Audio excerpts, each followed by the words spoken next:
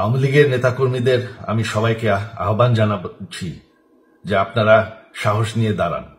আপনারা একা না, আমরা আছি। বঙ্গবন্ধুর পরিবার কোথাও যায়নি। ২০২৪ সালের ৭ আগস্ট ছিল সরকারবিহীন বাংলাদেশ। সেদিন ইন্টারন্যাশনাল চেম্বার অব কমার্স বাংলাদেশের সভাপতি মাহবুবুর রহমান বলেন, ব্যবসায়ীরা চাপের মধ্যে থাকার কারণে দীর্ঘদিন ধরে সদ্যবিদায়ী শেখ হাসিনা সরকারকে সমর্থন দিতে বাধ্য হয়েছেন। তাদের ঘাড়ে যদি ২টা করে মাথা থাকত তাহলে হয়তো সেই চাপ উপেক্ষা করতে পারতেন। ছাত্র জনতার গণ অভ্যুত্থানে কর্তৃত্ববাদী সরকারের পতনের পরদিন রাজধানীর শাহবাগে সম্প্রীতি সমাবেশে বক্তারা বলেন, শেখ হাসিনা সরকারের পতন ঘটলেও বিভিন্ন গোষ্ঠী সুযোগ খুঁজছে। ওয়াকার্স পার্টি বলে, সাবেক প্রধানমন্ত্রী শেখ হাসিনার পদত্যাগে কর্তৃত্ববাদী শাসন অবসানের মধ্য দিয়ে সব ধরনের বৈষম্যের নিরসন হয়েছে।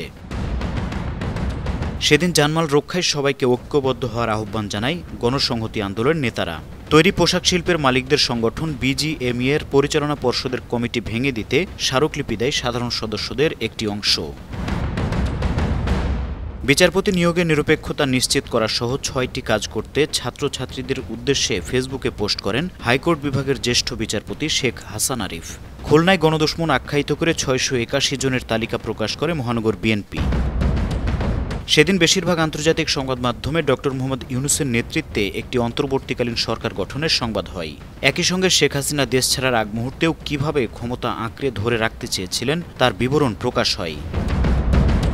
ওয়াশিংটন পোস্টের প্রতিবেদনে বলা হয়, শেখ হাসিনা যেভাবে স্বৈরশাসক হয়ে উঠেছিলেন তার এমন পতন ছিল অনিবার্য।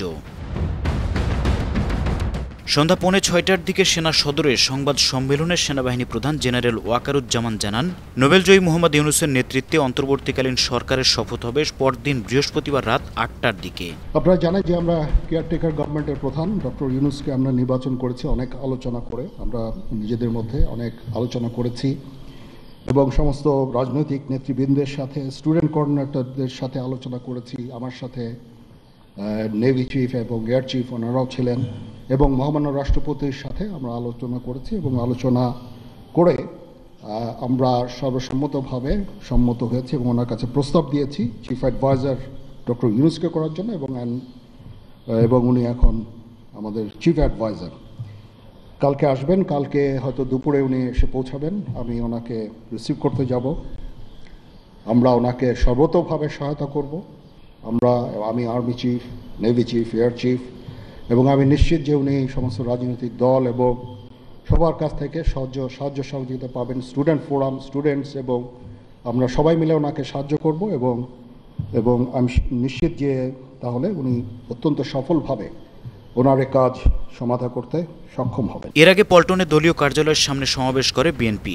সেখানে দলের চেয়ারপারসন বেগম খালেদা জিয়া এবং ভারপ্রাপ্ত চেয়ারম্যান তারেক রহমান প্রতিশোধ, প্রতিহিংসা ত্যাগ করে দেশ গড়তে নেতাকর্মীদের প্রতি আহ্বান জানান। এদিন শেখ হাসিনাকে দেশে ফিরিয়ে আনার শপথ নেন গোপালগঞ্জ জেলা আওয়ামী লীগের নেতারা। পরে ভিডিও বার্তায় সাবেক প্রধানমন্ত্রী শেখ হাসিনার ছেলে সজীব ওয়াজেদ জয় নেতাকর্মীদের সাহস নিয়ে দাঁড়ানোর আহ্বান জানান।